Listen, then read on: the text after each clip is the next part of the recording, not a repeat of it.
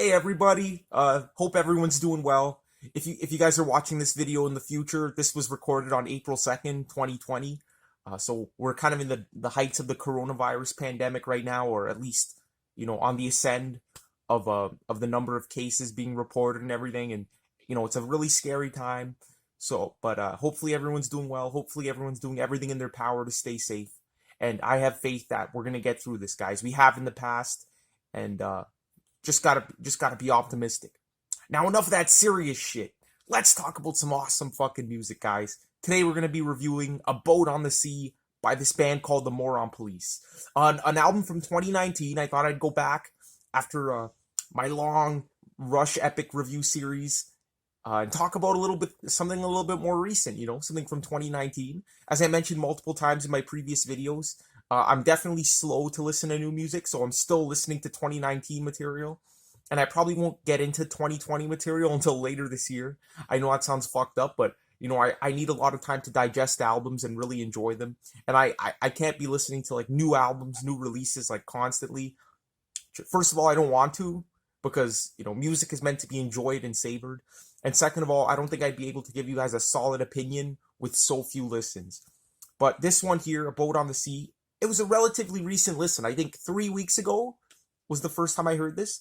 And again, like many of these new albums, my good friend, I just thought I'd mention his channel. It's called Twin Leopard Entertainment. He reviews weird movies. So if you're a fan of movies in general, or specifically weird movies, check out his channel. Some of the best movie reviews on YouTube, no joke. They're so funny. They're so like articulate and everything. So I definitely recommend that. But yeah, we listen to music sometimes on the weekends. I show him an album he's never heard. He shows me an album just online, just over Facebook. And we're just using the messaging function as kind of like a commentary, but we're listening to the album in sync. And he suggested this one, A Boat on the Sea. And it was a weird choice because I've never heard of the band before. The name of the band itself, Moron Police. Like that definitely has a ring to it. That definitely sounds like, this band isn't taking themselves too seriously. And when I went on Wikipedia before hearing the album, I checked out the runtime, and it was about 32, 33 minutes. So a very, very short album. Definitely like EP length standards these days. But, I'm going to be considering this a full length album because I really think that's what it is. There's 8 tracks. They're just not extremely long. But, or are there, maybe there's 7? I think there's 7 or 8 tracks. I can't remember. But I do consider this a full album. It's just, honestly, like, there's no filler whatsoever on this album. Every song is just fantastic. And that's what I love about albums. So, if an album has to be 32 minutes to achieve that, then so be it. As long as it's on like 20, 25 minutes, then it wouldn't count. But as long as we get a good half an hour chunk of time in, I consider that a full-length album. So I'm not going to call this an EP. And so anyway, we listened to the album, and I was blown away. I was so pleasantly surprised. I was in kind of a shitty mood because, the whole coronavirus thing going on right now. And I work in like the healthcare field. So, I'm always kind of like on the lookout and always kind of anxious about this kind of shit. And this album right here, I think, is just what I needed. This is just a feel-good album. And oh man, it just makes you feel amazing when you hear it. It's a band, again, that isn't taking themselves too seriously, but they have the musical chops to back that up. This isn't just like a joke band. Like this band, it combines a lot of elements of humor and whimsy, but always in a complex and thought-provoking kind of way. So this was just the album I needed. It's the perfect album to just lift your spirits up in times like this. And I highly recommend it. And again, the musicianship is fantastic, and we'll definitely talk more about that with the overall review. But I really think this is like, we just got to stop what we're doing, just put on this album, and you'll feel so much better. I'm telling you guys, this album just lifts up your spirits. And this band is showing a lot of promise because they are a very young band. I believe they formed in the late 2000s, but their first album came out in 2012. And they've gone through quite the evolution, as we'll talk about now. But yeah, such a great album. So now I'm going to talk a little bit about the history behind the band, which there isn't much. I don't really know much about them, and it was really hard to find info on them on the internet. But from what little I gathered, I will let you guys know. Okay, so the first thing I got to mention about this band that really, really surprised me is that these guys aren't American. Okay, the first time I heard the album, I'm like, yeah, this is definitely an American album. There's a lot of American themes going on here. The singer sounds very, very American. I look it up. These guys are from fucking Norway, so go figure. Like, they're a full-on Norwegian rock band. And it feels like lately, like a lot of my reviews have been Scandinavian, like the last Opeth album I reviewed, and the Lucifer's Friend album. They're Germanic. They're from Germany, but I feel like a lot of these like great new bands aren't coming from the States or Britain anymore. They're coming from like those Scandinavian countries or like mainland Europe. So that was really interesting. I'm like, damn, like I would never have guessed these guys were from Norway. But they are. And basically it was very, as I mentioned before, it was very, very hard to find a lot of like detailed information behind the history of this album, or the history of this band, I should say. But from what I gathered, as I mentioned, they formed in the late 2000s and they released their first album in 2012 and their second album in 2014. Now, now that's a red flag right there, because if their last album came out in 2014 and now they're coming out with this album in late 2019, or actually August of 2019 to be more specific, there was quite some time in between. So the band definitely, I have a feeling that they definitely went through some restructuring there. Maybe not with the lineup change, but definitely they went through some, maybe they were on tour a lot, or maybe they were caught up doing other things. But that is a long time. And I haven't heard their first two albums, but the general consensus is that this album is a lot more sophisticated musically than their first two. Their first two were kind of like, according to a few reviews I've seen, kind of like party hard rock kind of albums with a little bit of a punky flair thrown in there, which this album is nothing like that. Sure, it does have a party kind of vibe to it with its upbeat, whimsical kind of nature, but I wouldn't call this a dumb party album. Like, this album definitely is kind of like thought-provoking. It's just so accessible, which is what I love about it. I love when bands play complex music and yet make it accessible to everyone. Like, I can't imagine anyone disliking this album, or even like not loving this album. Like I would recommend this to any music fan, not just rock specifically. And yeah, so it seems like they definitely went through quite the evolution. And apparently these guys have a good reputation for being fantastic live performers. And if they come here, I'm definitely gonna go see them if they're gonna be playing of the caliber of musicianship on this album. And they even played with an orchestra at one point. So yeah, so apparently these guys have been doing things some pretty adventurous things in the past few years, and they're pretty big in Norway from what I gather. Like, it seems like they do have like a following there. I don't think they've toured the States or Canada yet or anything like that, but hopefully with this album, hopefully gaining some prominence, that'll open the doors, and because I would definitely see these guys. So I honestly, I think that's all I have about the history here. Yeah, that's pretty much all I have about it. So now I think we'll just go through the lineup by the band, and I'm going to butcher all these names because I don't speak Norwegian or Scandinavian. But on vocals and guitar, we got Sondre Skålevall. Okay. Drums, we got Thor Peterson. Very Nordic name right there. Or Thore, or I don't know how to pronounce it. Then we got Lars Bjorknes on bass. And Christian Steen on, Lars Bjorknes on keys. Keys. Part of his last name says keys. I don't know the way I'm pronouncing it.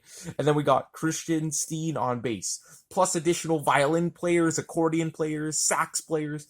There's all kinds of different additional musicians playing on this album. So that was a nice touch right there. And all these members are fantastic. I'd say the least interesting member of the band, and he's still fantastic, but the vocalist, his vocals are kind of like derivative of a lot of like, American vocalists, but he's definitely really good, and the rest of the band is just fantastic.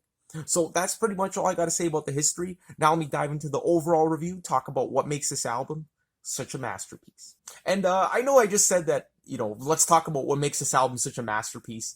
And, I really don't overuse that word. I don't mean it lightly. I really do think that this album is a masterpiece. It's a modern day classic. An album that makes you feel this great.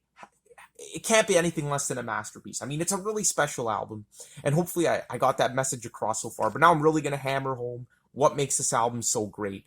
And the first thing that strikes you about this album, I just thought I'd get it out of the way right off the bat, is the album cover. I mean, this album cover here is just so eccentric, so whimsical, so colorful, and it's just beautiful to look at. And again, it has like this naive kind of childish quality to it, but in a sense that it's the perfect embodiment of what this music sounds like. Like, this music is just colorful, vibrant. The band just throws caution to the wind, just does whatever the hell they want.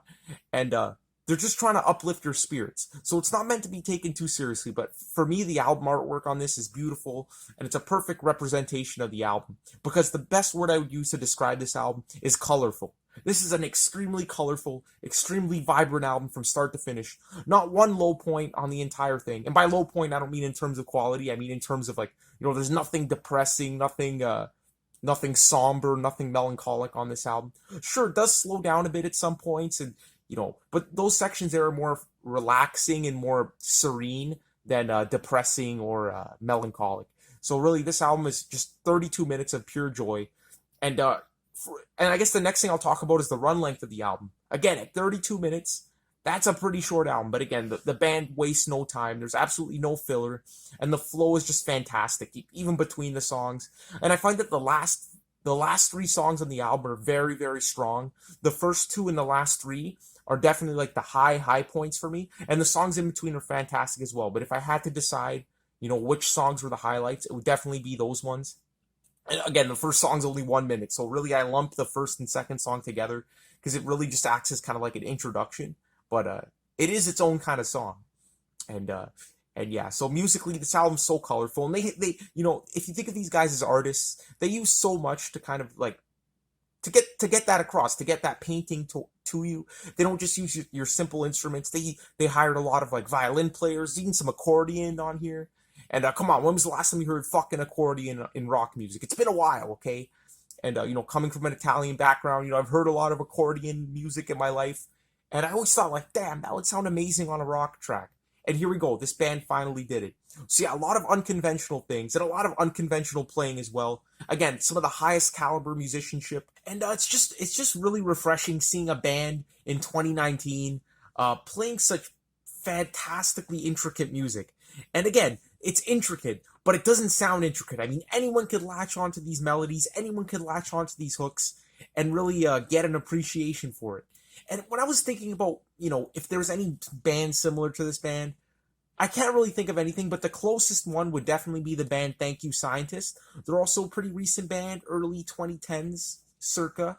And they're a band that, it's much more jazzy than the Moron Police, much more intricate in terms of the instrumentals, and that's saying something, but those guys are just fucking nuts. You got to hear their albums. But not to get off on a tangent, but they also have that lighthearted, kind of jovial kind of quality to their music, with all the crazy time changes and everything like that.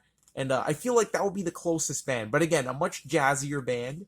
And now that we're on the topic of jazz, I might as well mention that this band here there are some jazzy elements. I mean, there are some saxophone sections on the songs that give it this nice laid-back jazzy feel, but I wouldn't consider it a jazz album. It's just, again, they're like painters, just adding little bursts of color here and there with everything on their palette.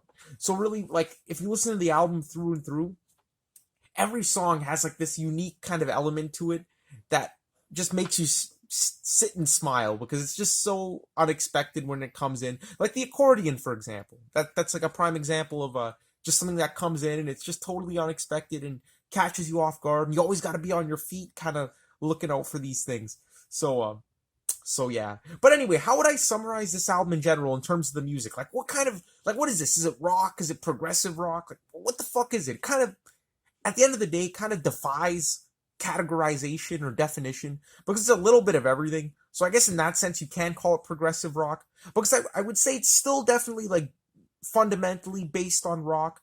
It's not a very riff-driven album, and again, not very. I don't know if I mentioned this, but it isn't heavy whatsoever. There are just barely any metal elements at all on this album, but it does have like that kind of rock, that solid rock backbone. And again, this band was like a party rock band, so I could definitely see where that was coming from.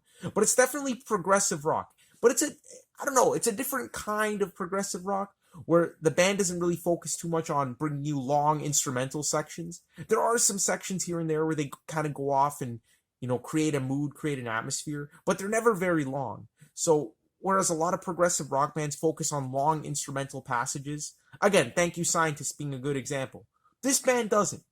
But what it does have in common with progressive rock is the unconventional song structures that just twist and turn at every given moment.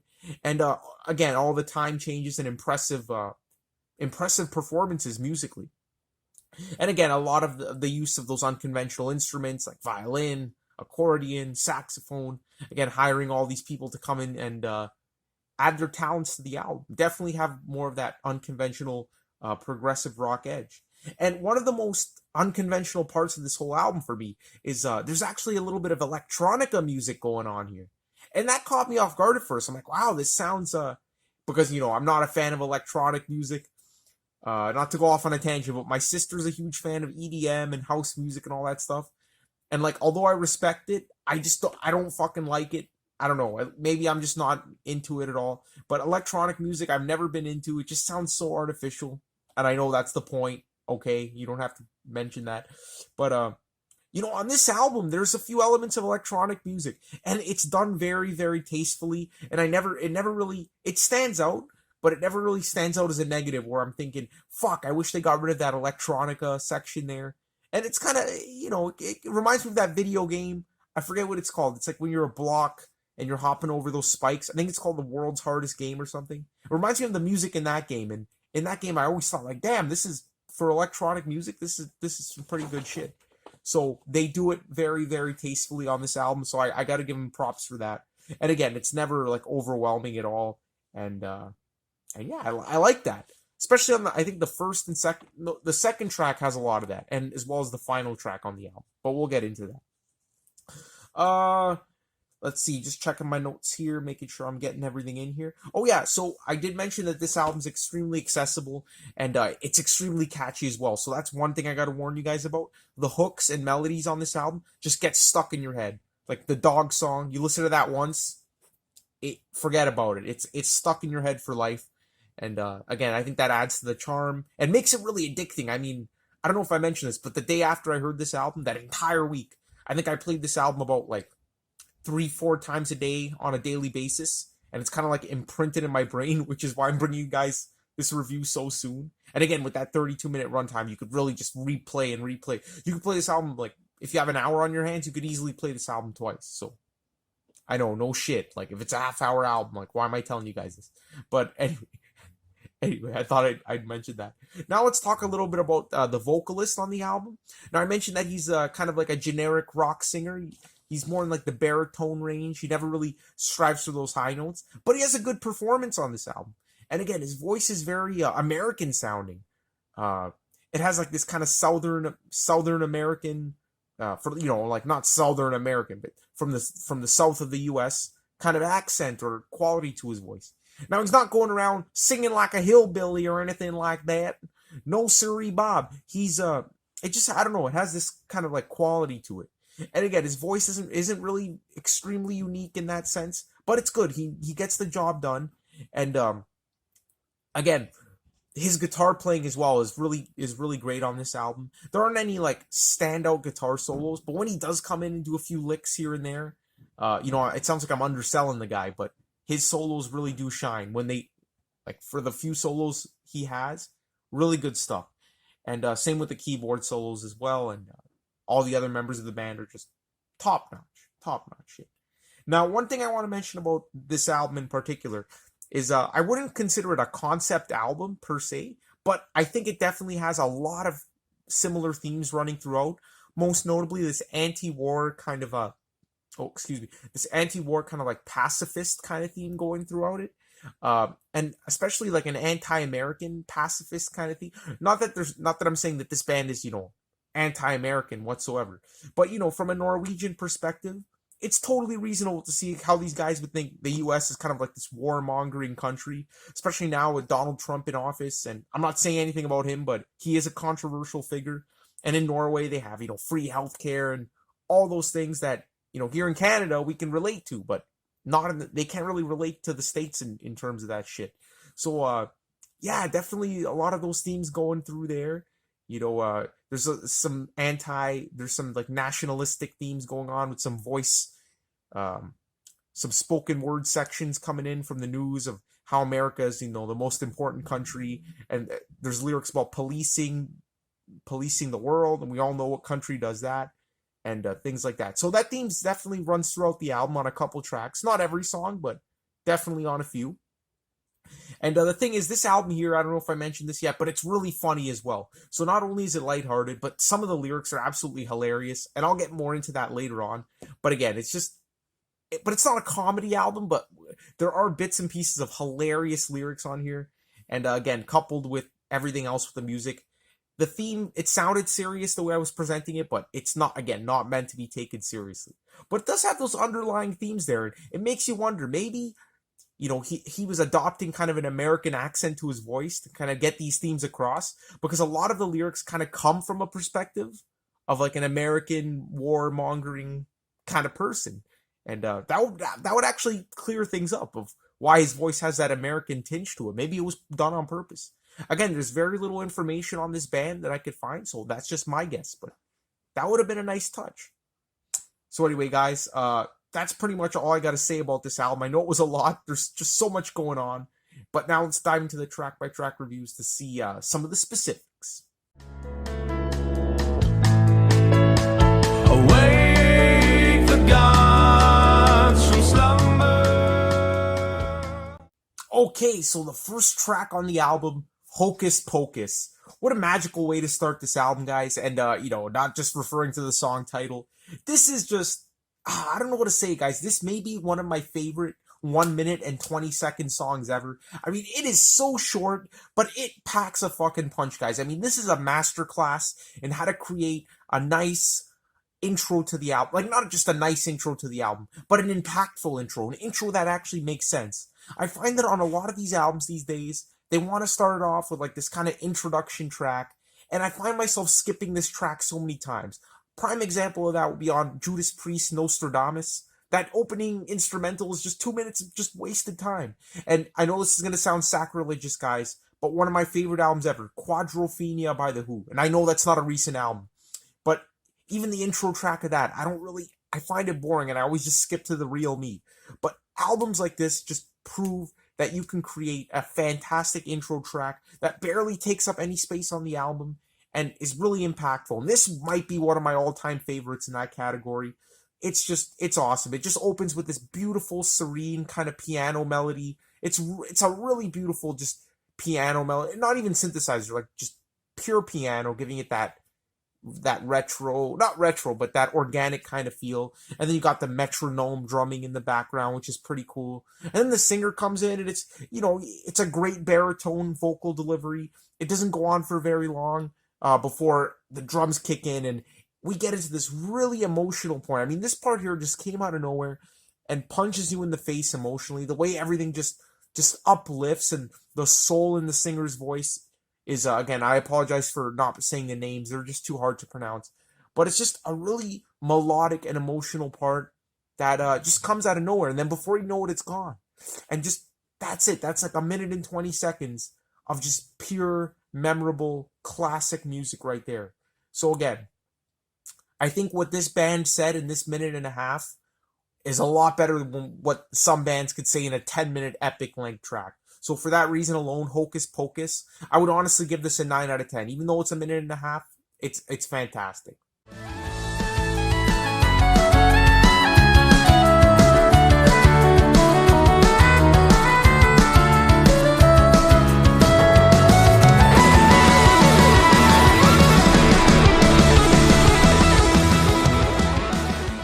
Track number 2, and I guess you can call it the first full-length track, The Phantom Below. This track here is just wow, guys. If you consider this the opening track, which it isn't, but the first full-length track, what an opener this is. I mean, this song here, if the song before was kind of like the prelude, the calm before the storm, just getting your feet wet, this is the full-blown definition of the sound of this album. And I know I said this album denies definition, but if I had to pick one song that really describes this album to the max, it would be The Phantom Below. And as I mentioned earlier on, it's definitely one of my favorites, along with the last 3 tracks on the album. I mean, so much happens within its short 4-minute runtime that it's almost unbelievable. It's just ridiculous how seamless the transitions are, and just how wise this band is when they add the string section, when they add the sax solos. It comes in at the perfect moment, the most unexpected moment. And it's just, these guys are fantastic arrangers as well. But let's talk about this song specifically.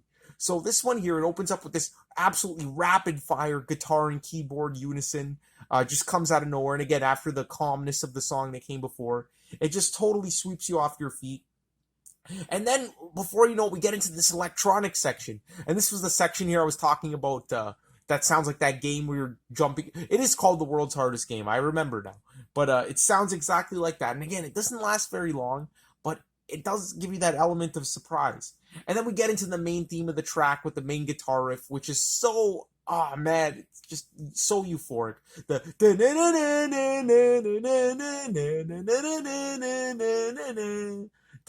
it sounds like almost like childish in a sense that, like a child would be into it, but I don't know, and I mean that in the best possible way. It just sounds like just so carefree. That's it. That's the word I'm looking for. So carefree. When you listen to it, you feel like you're like 7 years old again, just like frolicking in the fields. Well, at least I was when I was 7. But yeah, again, the main theme, the main chorus of the song is just so great. And then we get all kinds of things coming in later on in the song, where we get the string section kind of highlighting that main guitar riff, giving it that grand orchestral feel. There's some insane guitar shredding later on in the background, actually, when the orchestral section comes in. Some rapid fire drumming going on, and of course, there's even a beautiful sax solo. That's just, man, this sax solo is just so memorable. And that's hard to say. Like, some sax solos kind of just linger in your mind, but most of them just go in and out. This one here, it just lingers in there. It's just such a memorable sax solo. And every time that part comes on, I kind of forget it's coming, and then it comes, and I'm like, oh my god, this fucking sax solo. Oh man, so sexy. Such a sexy sax solo. And again, there's some crazy guitar shredding in the background. The song really explodes when the main chorus comes in.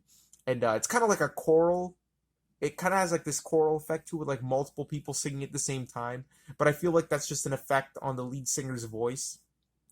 But yeah, that's a great section right there. And again, this song out of all of them reminds me the most of Thank You, Scientist. Again, especially with that string section that comes in, and the guitar shredding in the background. Very Thank You, Scientist-y, but a lot to distinguish it from that band. So The Phantom Below, it's a masterpiece, probably easily a 9 out of 10, could even be higher one day, but right now I'm sticking to a 9 out of 10. We're trying to kill our world, having to carry the hopes of mankind. Yes, it's time we stop believing what we're fighting for. Oh, life is a sweet life, baby, we're going up or going down, whatever you prefer. Coming in at track number 3, we got The Invisible King.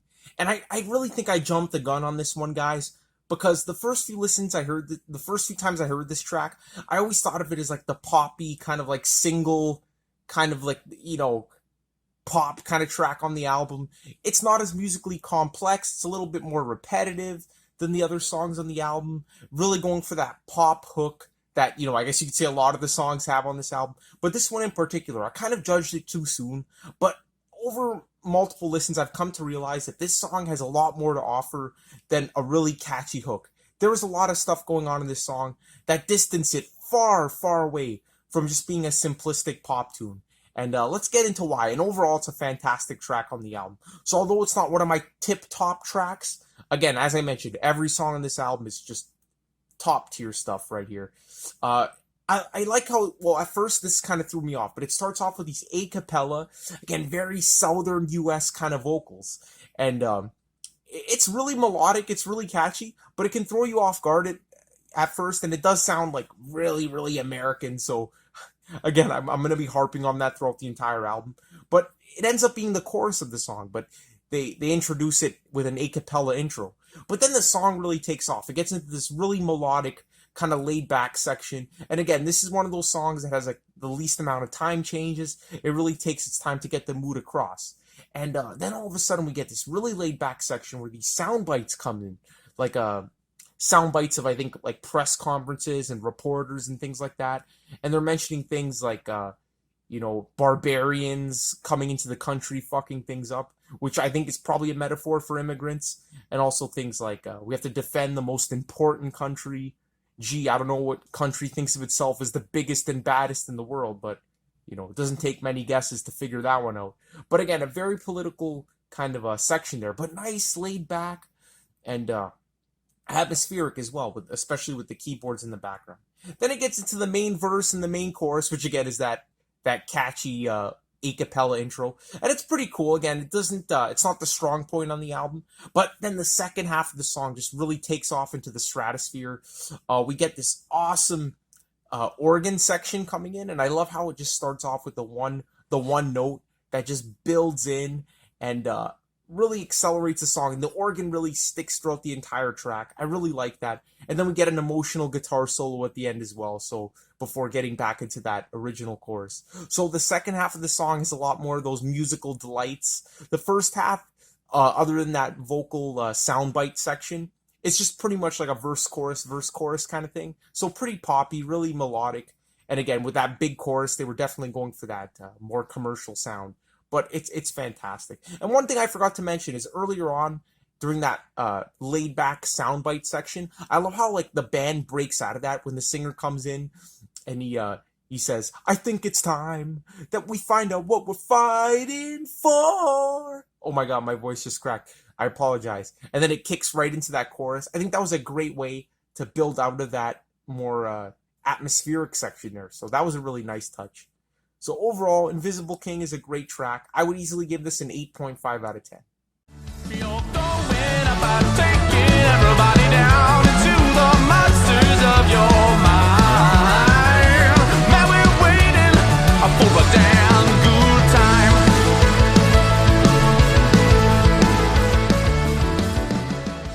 So then we get to track number 4, which is a perfectly titled song, Beware the Blue Skies. I just love that title for some reason. And this one here, similar to the Invisible King that came right before it, this one here focuses less on, crazy instrumental extravaganzas and crazy time changes, and takes a more laid back, a more tight, a more cohesive approach than the first two tracks on the second song on the album. And it's a really great song, guys. This is the song here that features the most accordion, and it's just so serene, it's so peaceful. And I just, especially at the end of the track, when it winds down into that nice laid-back section, and when the accordion kicks in, it sounds like I'm on a gondola sailing the streets of Venice. It's just beautiful, and again, gives it that oceanic kind of vibe that the whole album cover and the whole concept of the album is kind of trying to get across in terms of the atmosphere. So that's really good. The main meat and potatoes of the song, it's a pretty catchy track. More synth heavy. It's based on this like repeating synth riff, and there's a few like mini like synth flourishes in the middle of the track, alternating with some guitar flourishes as well. So really nice song, really catchy as well. And at the end there, we get some of the most explicit lyrics dealing with the whole anti-war USA concept, where he says, "In a cabaret, we defend the USA." That line right there. That was the first thing that made me realize, like, wait a second, this album kind of has this theme running throughout.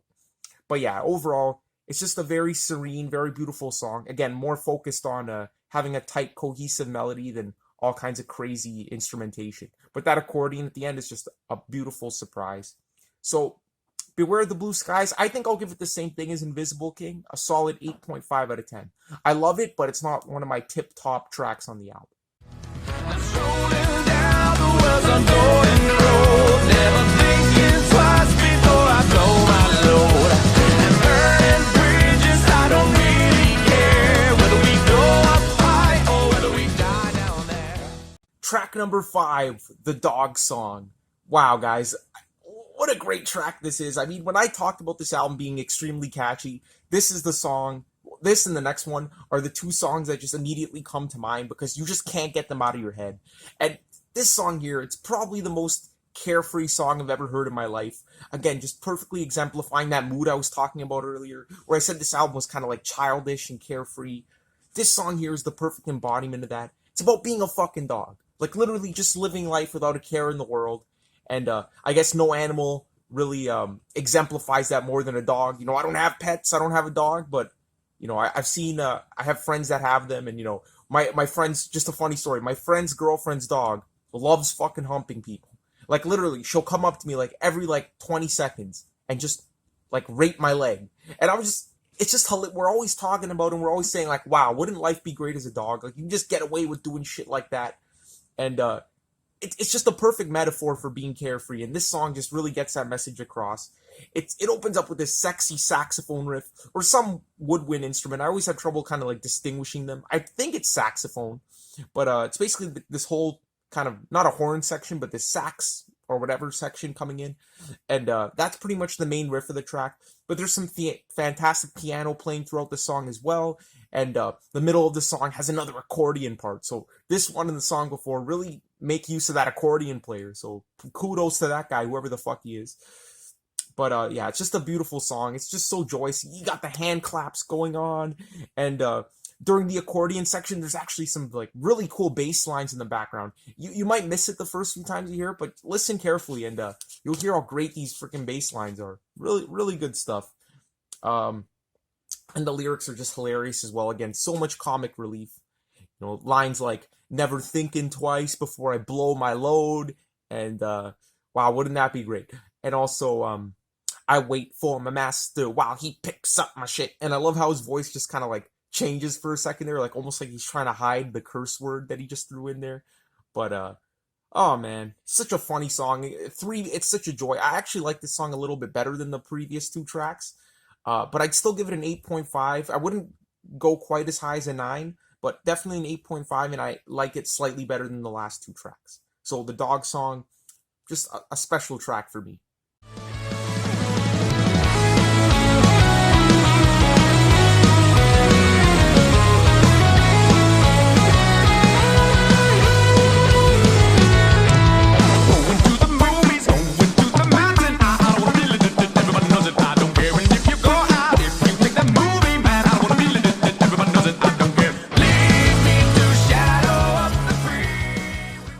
Holy fuck, guys, are the last three tracks on this album ever amazing. Like, these guys knew how to end on a bang. And luckily, two of the longest tracks of the album comprise these last three songs. And they're not extremely long, you know, they're like 5 to 6 minutes. But yeah, definitely longer than like the 3-4 minute tracks that came immediately before. So really ending the album on an epic high note. And the first of this holy trinity of songs is Captain Awkward. It's tough, but I gotta say, this is my favorite song on the album. I think this song is an absolute treat, an absolute masterpiece, and I would recommend this to any progressive rock fan. It's probably the most proggy song on the album, which is probably why I like it the most. You know, that's kind of the music I gravitate to, and metal, of course, but man, this song is just so great. And again, it perfectly exemplifies all like the time changes and unexpected shifts in the structures of these tracks. But there's so many highlights I want to talk about it. It's just such a special track.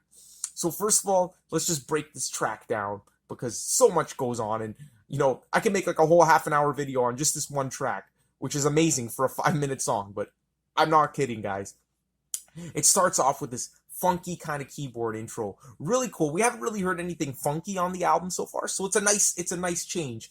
And then before you know it, in comes one of the most uplifting and probably the best guitar riff on the whole album. And again, it's backed up by that string section in the background, giving it that kind of epic feel. And it's amazing. I think this should definitely be a theme song of something. I don't know, a show or like a fucking, I don't know. This should be somebody's theme song. It's fantastic. It's so catchy. And then before you know it, the vocals come in, and I'm sure this is going to be the first thing that sticks out on this track. Is this crazy vocal section that comes in periodically. It's absolutely fucking crazy, guys. Like, that's all I'm going to say. It's like almost like schizophrenic, if that's a word I could use. It just goes all over the place. And my friend said it reminded him of Frank Zappa. So, you know, I'm not really initiated in the whole Frank Zappa discography. So I know it's embarrassing, but I definitely believe that, because I know Frank Zappa incorporated a lot of humor into his music. And this little vocal section here is just absolutely humorous, absolutely crazy, just bouncing all over the place. But before you know it, that part's gone, and in comes the chorus, and it has this great rocking vibe to it. It's really catchy, and then we get back into the uplifting riff at the beginning, before getting back into that crazy vocal section again. You know, going to the movies, going to the mountain. I can't fucking sing it. I can't even attempt it. You just got to hear it to believe it. And then right after that, we get into the proggy section of the song, where we get into this crazy synth solo, and it's very, very classic progressive rock sounding here. Very like Jordan Rudess kind of thing from Dream Theater, his kind of style, just going all over the place. But then we lock into this fuzzy, absolutely fuzzy, heavy groove in the middle of the synth solo, and then it picks up, the synth solo picks up again. But for a few seconds there, you're in the zone with that funky, the doom doom doom doom doom doom doom doom. It's just a cool little alcove in the section of the song that brings in some heaviness, which I really love as well. And again, that vocal theme comes back in, the crazy one, ending off the synth solo. And here's where the song, just halfway through the track at this point, we're like 2 minutes and 40 seconds in, and the song just completely shifts mood into a ballad. And we get the acoustic guitar coming in, and the singer just gradually builds up his vocals. And when the whole band comes crashing in again, that's one of the most beautiful moments on the album. That's another emotional high point. And oh man, I just love how and then you get like this rapid fire guitar solo, but it's kind of like in the background, so it doesn't take center stage. But like, pay attention to that guitar solo; it's there, and it's a really blistering one at that. And then it just seamlessly gets back in. It seems to accelerate back into that original riff, you know, the and oh man, when that original riff comes in, it's one of those things where the song is taking you on so many journeys, and then it gets back to its original theme. Which, if you think about it, was only like a minute and a half ago, but it feels like a century ago from all the shit that happened in between. And it brings everything all together. And then the song ends with this beautiful, acoustic, serene melody, which is actually a foreshadowing of the main theme of the next track, which I love. Again, connecting the dots here to the other tracks on the album. Captain Awkward's a masterpiece. Easily a 9.5 out of 10. This is just quickly becoming one of my favorite songs of late, and everyone has to hear this one. It's a masterpiece.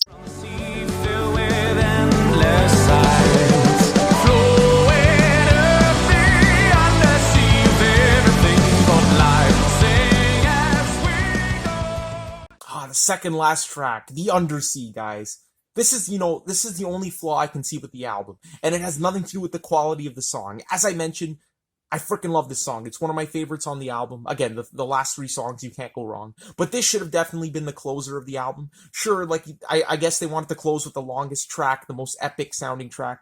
But this one here is the perfect closer. It's probably the emotional high point of the album for me, along with like that second half of Captain Awkward. But I freaking love this song. It's very powerful. It has the best vocal performance on the whole album, I would say.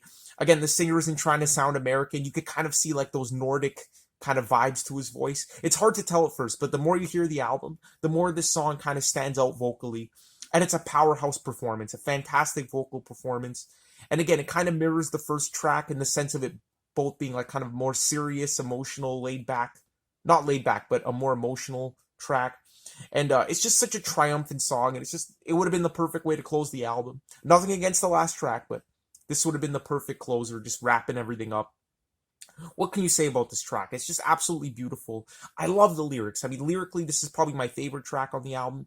It's just, I don't know, there's just something about it. I love the line, "No more thoughts of heaven and these gods that tell us lies. We sing songs and then we die." It's just a perfect way to capture, how fragile life is, and we really don't know what's beyond what happens after we die. So just enjoy your life, listen to songs and everything. And again, things like this, things like the dog song, just made it the perfect album that really impacted me right now with all the negative things going on in the world right now with the coronavirus and everything. It's just things like this just really uplift your spirits, and I think that's why it had such an impact on me. I don't know, maybe it would have had a big impact on me before the whole coronavirus thing, but now that we're in the depths of it, it's just so impactful.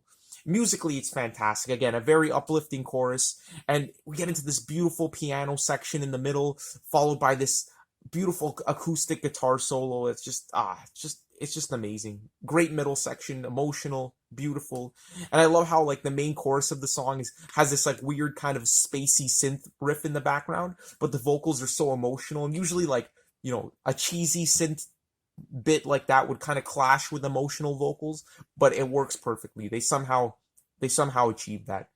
So the Undersea, it's one of my favorites. It's a 9 out of 10. Check it out.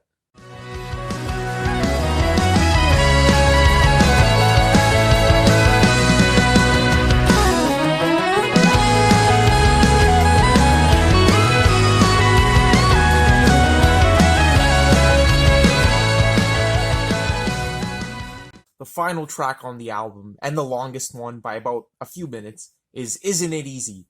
This is a fantastic song, guys. Arguably my second favorite on the album. It's tough because I really do love the Undersea a lot, but this one might just be slightly better than the Undersea. It's just fantastic. Uh, Again, it's like the longest song on the album, and really the band is just going back to their craziness, just throwing everything in the kitchen sink at you. It isn't as crazy as Captain Awkward, but it's probably the second most eccentric track on the album. It actually opens up with this awesome kind of like tribal drumming beat, which again, we haven't heard on the album yet. So they're literally throwing tricks this late on the album, like unexpected things this late in the game. And then we get into like your obligatory synth kind of intro. But there's some heavy riffing in the background. So again, I mentioned there's very little heaviness on the album. This is one of the rare exceptions. The intro of this track has some pretty heavy riffing in the background with the synth, and some pretty intense guitar licks. So overall, the intro of this song is really, really intense, and like a lot of the tracks on the album, they just seamlessly transition from intense to laid back. Because then we get into the verse, and it's just this beautiful piano and vocal accompaniment with acoustic guitar. And you gotta love the lyrics here, talking about the U.S. policing the world, and wouldn't it be easy if we just let these bridges burn and things like that, and just throw it all away. Anyway, that would be nice. But the thing is, the verse comes in again, so the verse basically repeats, well, with different lyrics, but it gets a facelift because now the whole band's coming in and the piano's getting a bit intense, and it gets into a more a much higher tempo. So again, you get that intro progressing, and at the end of the song, it ends up progressing to like some amazing heights. But I really love how just the song just seems to accelerate. And then we get a sax solo, another extremely memorable sax solo that comes in. And especially this one here has a lot of emotional weight to it. And again, like when the sax comes in, they really make use of this guy, just like the accordion player. You really notice it, and it's really important. Then at the 3-minute and 20-second mark, we get some more electronica vibes coming in. This really proggy synth solos coming in. But again, we got some heavy guitar in the background. Like, it's not at the forefront, just really giving the song like some traction, giving it some weight, and some pretty good riff in there. Again, this really lightweight, eccentric synthesizer solo being backed up by that heavier guitar tone is just a nice contrast. I really like that.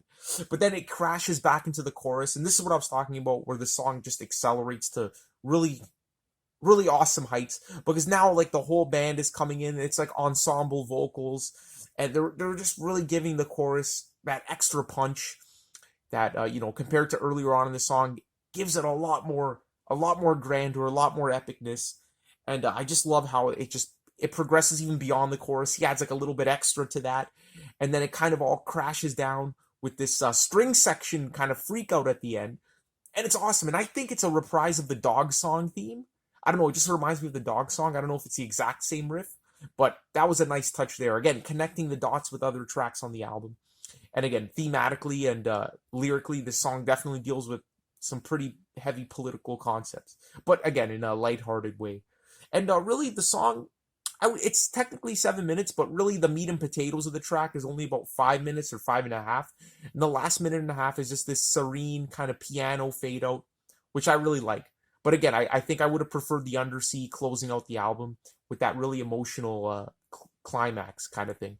But Isn't It Easy is just one of the best songs on the album. Just an absolute classic, and easily a 9 out of 10. So, really great track right there. I think most people would probably consider this the best. I'm more of a Captain Awkward guy, but this one here is amazing as well. And let's not forget about The Phantom Below. That first major track on the album is also a big highlight. So here we go, guys. Again, coming to an end of another album review.